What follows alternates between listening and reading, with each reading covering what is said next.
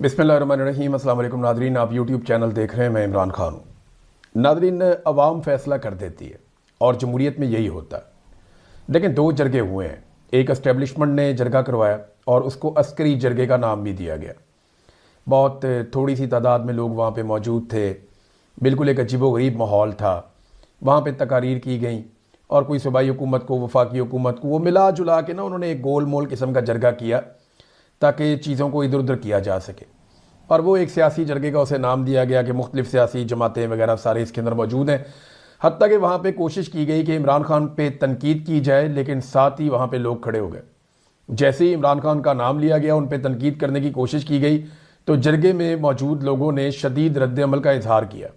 लेकिन कम से कम खैबर पख्तूनख्वा के लोगों में इस बात की गैरत तो मौजूद है कि एक आदमी जो गुज़िश्ता 2.5 साल से जेल के अंदर है, आप उसके ऊपर उठाकर मलबा नहीं डाल सकते। तो वहाँ लोगों ने रद्द अमल दिया, जिसके बाद फिर उस बोलने वाले को खामोश होना पड़ा। अब एक जरगा जो है वो अस्करी इदारों ने करवाया और ये एक फरमाइशी जरगा था और इस जरगे का एक एलामिया भी जारी हुआ है। ये मेरे सामने पड़ा हुआ है एलामिया। इसमें 12 नुकात हैं इस जरगे के एलामिये में और कुछ भी नहीं था इसमें।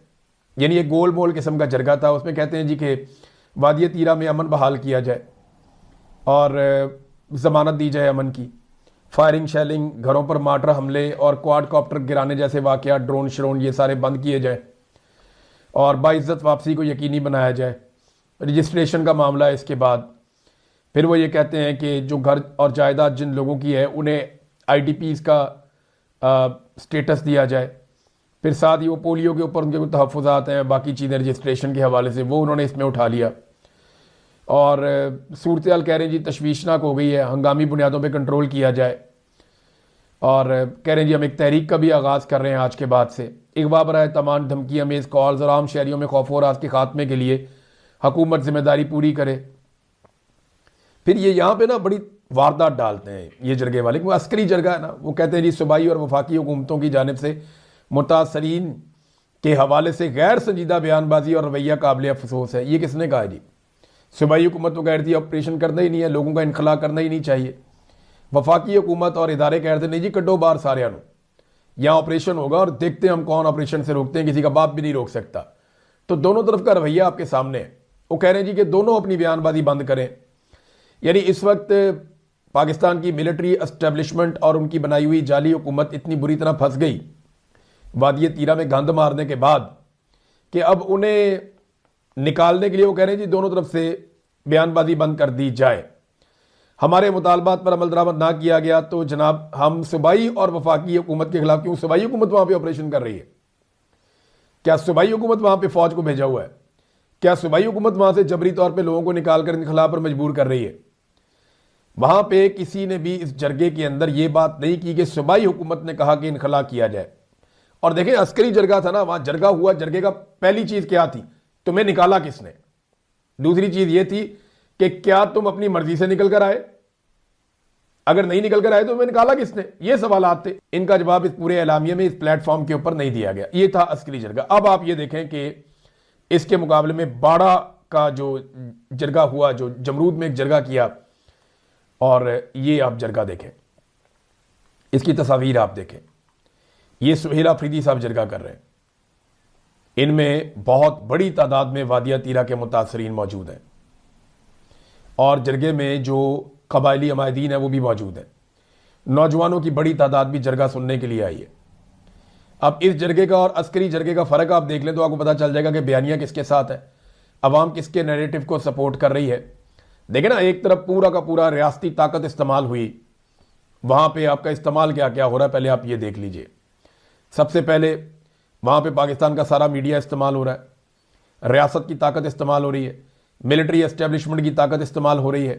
वो अपने सारे वसाइल इसके अंदर झोंक रहे हैं, बेशुमार पैसा इस्तेमाल कर रहे हैं और इतना सा जरगा। और दूसरी तरफ कुछ भी इस्तेमाल नहीं हुआ। उन्होंने सिर्फ आवाज़ दी कि हम जरगा बुला रहे हैं और उसके बाद आप देखें वहाँ कुर्सियाँ लगा दी और लोग खड़े हुए भी हैं। वो अगर सुनना चाहते हैं, ये समझने के लिए काफ़ी है कि लोग इस वक्त चाहते क्या हैं और लोग किस नैरेटिव के साथ खड़े हैं। सुहेल अफरीदी ने कहा कि हमने पहले इनको बताया था यानी मिलिट्री एस्टेब्लिशमेंट को, इदारों को पहले खबरदार किया था। हमने पहले इन्हें बताया था कि दहशतगर्द पहाड़ों तक आ गए हैं, उन्हें रोको, लेकिन इन्होंने उन्हें नहीं रोका। फिर हमने बताया कि अब वो पहाड़ों से नीचे आ रहे हैं, इन्हें रोको, लेकिन इन्होंने फिर भी नहीं रोका।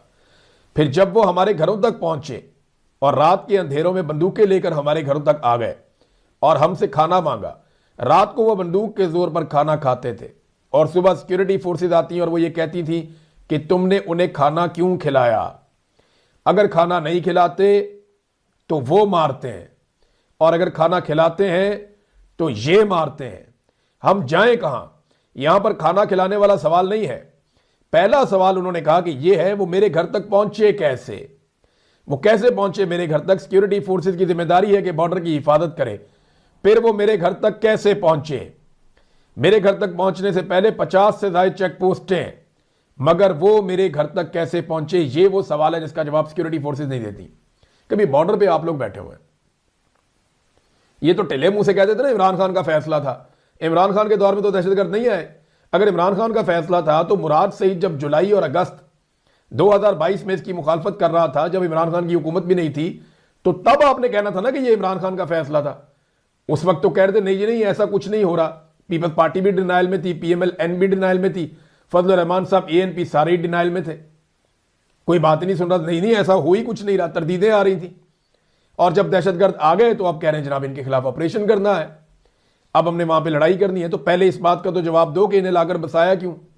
देखें, बॉर्डर के ऊपर इक्का दुक्का बंदा क्रॉस करना कोई बहुत बड़ी बात नहीं है।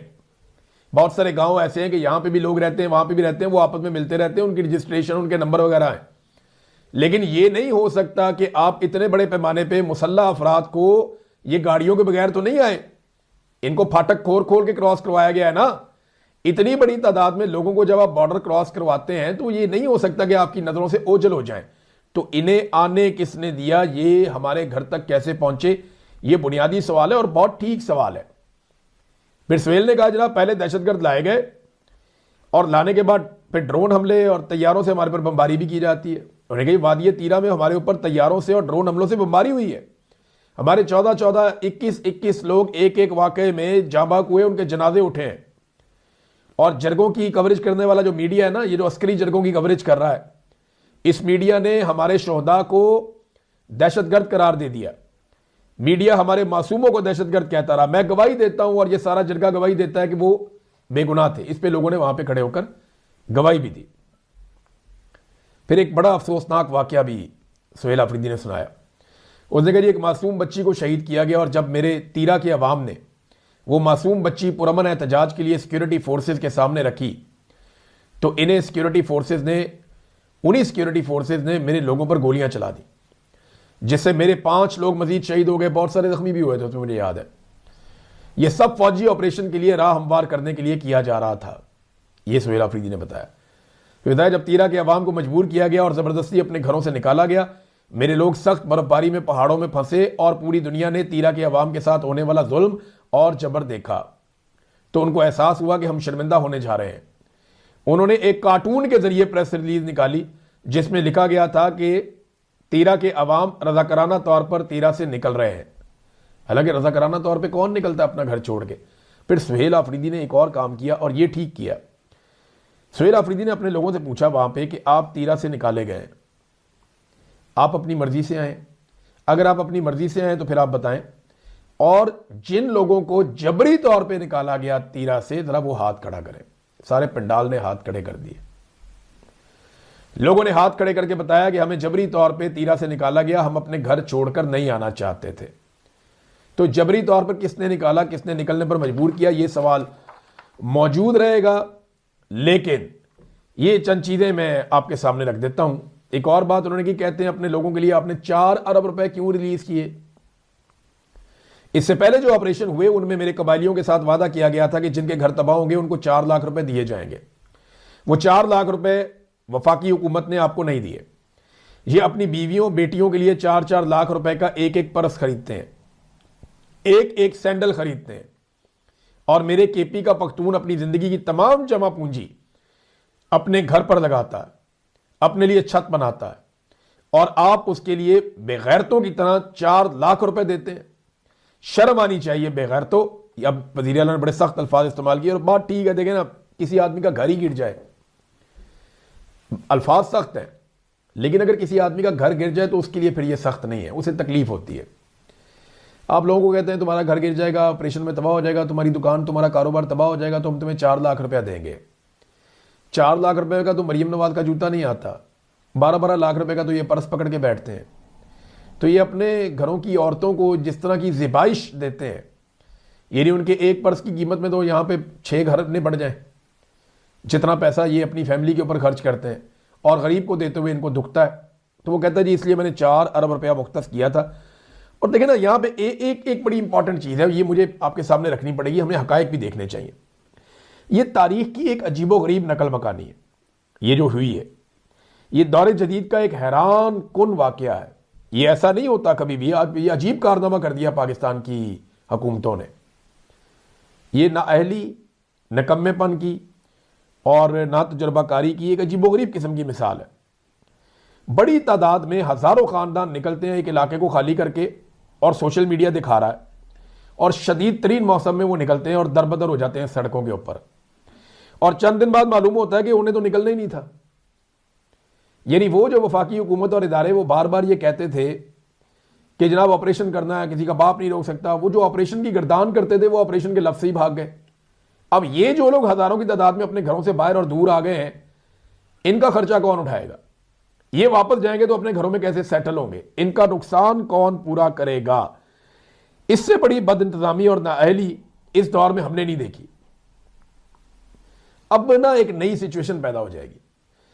सूबाई हुकूमत को अब जरा ज्यादा जिम्मेदारी का सबूत देना पड़ेगा कि आइंदा कोई भी कदम उठाया जाए उससे पहले या तो पब्लिक का रेफरेंडम करवाएं, या वफाकी हुकूमत से कहें तहरीरी तौर पे हमें बताएं, या वफाकी हुकूमत को खुद तहरीरी तौर पे आगाह करें और उसको पब्लिक करें। अब इन्हें हर चीज को जो है वो एक डॉक्यूमेंटेड फॉर्म में लेकर आना पड़ेगा, वरना कल को कोई भी किसी पे कोई भी जिम्मेदारी डाल देगा। हो सकता है कि कल को ख्वाजा आसिफ ये कह दे कि खैबर पख्तूनख्वा में ऑपरेशन पीटीआई की ख्वाहिश पे हो रहा था, हम तो ऑपरेशन करना ही नहीं चाहते थे, तो इनके तो कोई दीन ईमान ही नहीं है। ये तो जनाब अपनी जुबान से एक लफ्ज बोलते हैं, दूसरी तरफ जाके दूसरी बोलते हैं। ये अमेरिका में जाता है ख्वाजा आसिफ, वहां कहता है इमरान खान कट्टर मजहबी आदमी है, पाकिस्तान में आता है कहता है यहूदी एजेंट है। ये इनका कोई दीन ईमान नहीं है, ये सिर्फ सियासत और अपने मफाद के लिए किसी भी लेवल तक जा सकते हैं।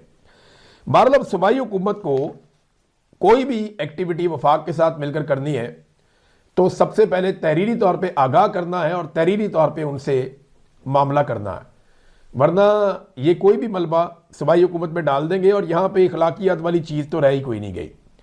तो एक जो करवाया गया फरमाइशी जरगा वो तो ठुस हो गया, और सुहेल अफरीदी ने कहा ये पख्तूनों के सर का सौदा कर चुके हैं, ये पख्तूनों के सर पर डॉलर कमाने जा रहे हैं, और ये बंद कमरों के अफसोसनाक फैसले हैं जिन पे सुहेल अफरीदी साहब ने बात की। अब आ रहे हैं बलूचिस्तान वाले मामले पे। नाजरीन देखें कितना टाइम गुजर गया बलूचिस्तान में दहशतगर्दी को। खौफनाक और बदतरीन दहशतगर्दी बलूचिस्तान में हुई है, 24 घंटे गुजर गए। पूरा का पूरा बलूचिस्तान के 12 मेन इजला को यरगमाल बना लिया गया। कई घंटों तक दहशतगर्द वहां पे दंदनाते रहे, आम शहरी उनके बीच में फिर रहे थे। कभी वो अस्पताल की तरफ जाते थे, कभी वो जेल की तरफ जाते थे, कभी वो किसी को अगवा कर लेते थे, कभी वो किसी बंदे को मार देते थे, कभी वो उस बंदे के घर वालों को मार देते थे, कभी वो बैंक लूट लेते थे, धमाका से उड़ा देते थे बैंक को, उनके दरवाज़ों को, उनकी चीज़ों को। और लोग उनके साथ थे वहाँ पे बहुत बड़ी तादाद में, पाकिस्तानी बलूचिस्तान के लोग उनसे डर नहीं रहे थे। ये बहुत अजीब बात है। मैं बार बार ये बात इसलिए कर रहा हूँ कि मुझे ये मनाजिर देखकर तकलीफ हुई कि पाकिस्तान की रियासत ने क्या से क्या कर दिया। तो 12 शहरों के ऊपर ऐसा लगा कि वो कंट्रोल कर दिया था उन्होंने आके, और उसके बाद से लेकर अब तक पाकिस्तान की इंटेलिजेंस एजेंसीज के अंदर से एक आदमी को भी फिक्स नहीं किया गया। किसी एक शख्स ने भी गैरत और शर्म का मुजाहरा करते हुए इसकी जिम्मेदारी कबूल नहीं की। इतने बड़े फेलियर के ऊपर किसी एक आदमी को भी जिम्मेदार नहीं ठहराया गया। यह अपनी नौयत का एक अजीबोगरीब वाकया है। यानी दुनिया के अंदर दहशतगर्दी का छोटा सा वाकया भी हो जाए तो वहां पे इंटेलिजेंस एजेंसी जिम्मेदारी कबूल करते हुए इस्तीफे देती हैं, और जहां पे नहीं देते वो फिर जेलों में भी जाते हैं या गिरफ्तार भी होते हैं। पाकिस्तान में तो इखलाकियात ही खत्म हो गई। कोई एक बंदा तैयार नहीं है जिम्मेदारी लेने के लिए कि जनाब मेरी रिस्पॉन्सिबिलिटी थी, मैं DGISI हूं या मैं DGMI हूं, मेरी ये जिम्मेदारी थी, मुझे पता होना चाहिए था, या मैं IG हूं बलूचिस्तान का, मुझे ये पता होना चाहिए था कि जनाब ये वाकयात हो रहे हैं, हमारी अपनी इंटेलिजेंस से हम नाकाम हो गए, फेल हो गए, लिहाजा हम अपने डिजाइन कर रहे हैं अपने ओहदे से, ये जो लोग कत्ल हो गए इनको नहीं कत्ल होना चाहिए था इतनी बड़ी तादाद में। वो बजाय इसके कि वो जो कत्ल हुए उनके ऊपर अफसोस करें, वो बाद में कहते जी हम कामयाब हो गए, हमने दुश्मन को नाकाम बना दिया। तो क्या आप उस दिन दुश्मन को कामयाब समझेंगे जिस दिन वो कोई अलग मुल्क ही बना देगा वहां पे? क्या उस दिन का आप इंतजार कर रहे हैं? ये नादरीन याद रखिएगा कि बांग्लादेश से रोजाना ये खबरें आती थी कि दुश्मन नाकाम, दुश्मन नाकाम, दुश्मन नाकाम, और जिस दिन तक पाकिस्तान नहीं टूट गया उस दिन तक, एक दिन पहले तक भी ये खबर आती थी कि दुश्मन नाकाम, दुश्मन नाकाम, दुश्मन नाकाम, दुश्मन का हमला नाकाम, दुश्मन की साजिश नाकाम। ये बांग्लादेश में आखिरी दिन तक ये खबर आती थी।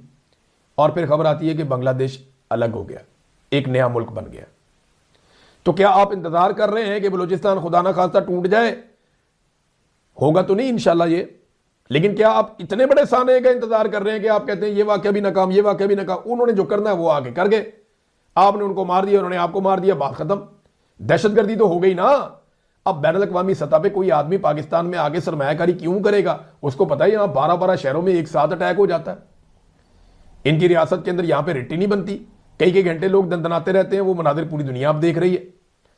अच्छा, यहां एक और काम किया, अभी तक किसी ने जिम्मेदारी कबूल नहीं किया। आप अंदाजा करें पाकिस्तान में, और ये जिम्मेदारी कबूल करना मिलिट्री एस्टेब्लिशमेंट के लोगों की जिम्मेदारी है। उन्होंने जिम्मेदारी कबूल करनी कि हम इसके लिए रिस्पॉन्सिबल हैं, माफी चाहते हैं और हम रिजाइन करते हैं। लेकिन नहीं, कोई नहीं करेगा, या किया भी किसी ने नहीं। मोहसिन नकवी ने एक अजीबोगरीब काम कर दिया और सरफराज बुगटी इस पर खुश हो रहा है, उसको इस पर रिजाइन करना चाहिए, उसको इसके ऊपर सरफराज बुगटी को माइंड करना चाहिए। इससे पहले मोहसिन नकवी ने कहा था ये दहशतगर्द एक SHO की मार है, दहशतगर्द मार है। कितने SHOs की? एक SHO की मार है, मोहसिन नकवी ने कहा था दहशतगर्द।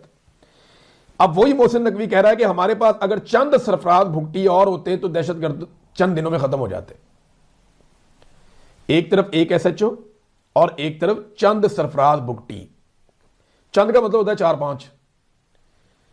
तो इसका मतलब है कि सरफराज भुगटी की जो औकात है वो मोहसिन नकवी या आर्मी चीफ के फेवरेट आदमी मोहसिन नकवी सरफराज भुगटी को उनकी औकात बता रहे हैं कि सरफराज एक SHO is equal to 4-5 Sarfaraz भुगटी। यानी एक सूबे के वजीर आला की औकात यह है कि उस जैसे 4-5 हो तो एक SHO बनता है। देखिए ना, पहले वो कह रहा था कि एक SHO दहशतगर्दी खत्म, एक SHO की बात है सारे दहशतगर्द, और आज वो कह रहा है कि चंद सरफराज भुगटी होते तो दहशतगर्दी खत्म होती। यानी अकेले से काम नहीं चल रहा। यानी सरफराज भुगटी इतना गया गुजरा। जब आप अवामी मुंतखब नुमाइंदा नहीं लेकर आएंगे ना तो उसकी यही औकात होती है, जो भी कहें उसे सुनना पड़ता है। और बजाय इसके कि ये पाकिस्तान के अंदर सूरत को बेहतर करें, ये हर दिन उल्टी तरफ जा रहे हैं। जब दहशतगर्दों से लड़ने का टाइम है PTI से लड़ रहे हैं। अब सिंध में और पंजाब में बदतरीन क्रैकडाउन शुरू कर दिया गया, हर तरफ गिरफ्तारियां हो रही हैं, चादर और चार दीवारी का तकद्दुस पामाल हो रहा है। क्यों?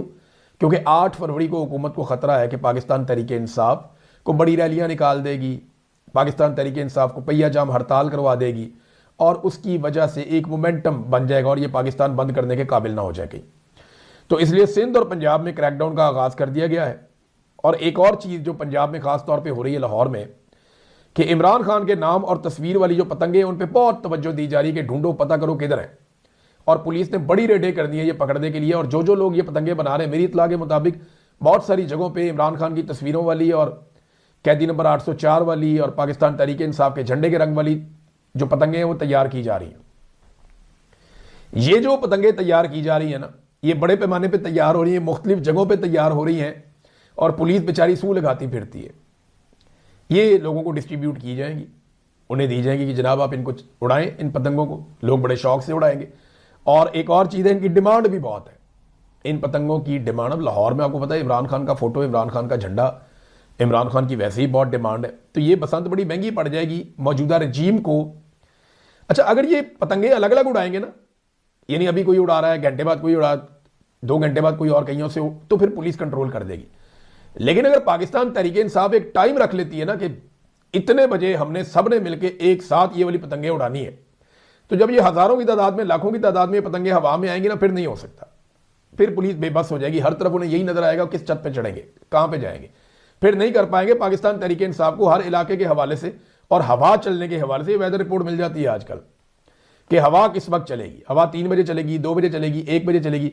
वो जिस वक्त हवा अच्छी चले उस वक्त का टाइम रख सकती है पाकिस्तान तहरीक इंसाफ, और सबको यह कहा जा सकता है कि एग्जैक्टली उस टाइम पे सारे के सारे लोग वो पाकिस्तान तहरीक इंसाफ वाली जो पतंगे हैं वो उड़ाएं। इससे इंपैक्ट भी बहुत बड़ा आएगा।